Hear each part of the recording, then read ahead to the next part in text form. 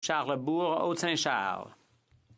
Mr. Speaker, I'd like to know what the Prime Minister thinks of these female ministers, the Minister of International Development, who said if we'd done politics like it used to be done, they would have been kicked out 2 months ago. This is why we say it's doing politics differently, unquote. The Prime Minister kicked 2 women out of his caucus because they stood up and defended their principles. Since when is firing the Attorney General for protecting our justice system a way of doing politics differently? The Right Honourable Prime Minister.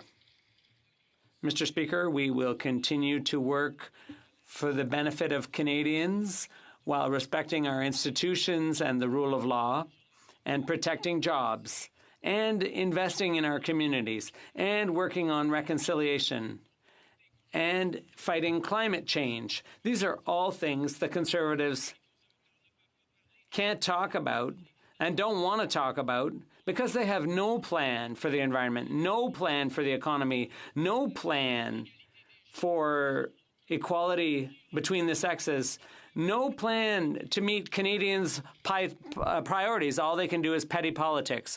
The honourable member for Beauport.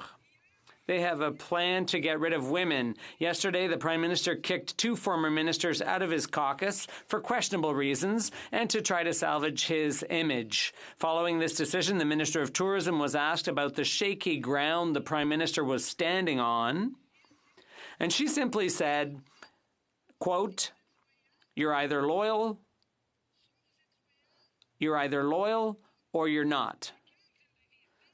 Since when is telling the truth a disloyal act? The Right Honourable Prime Minister.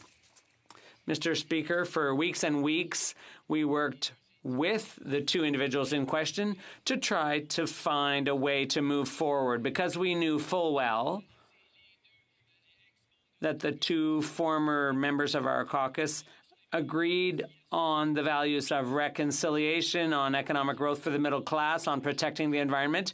So we're still looking to move forward on those agenda items. But when there's a breach of trust, when that trust was eroded, we couldn't continue to work together as a team. I think everyone understands that.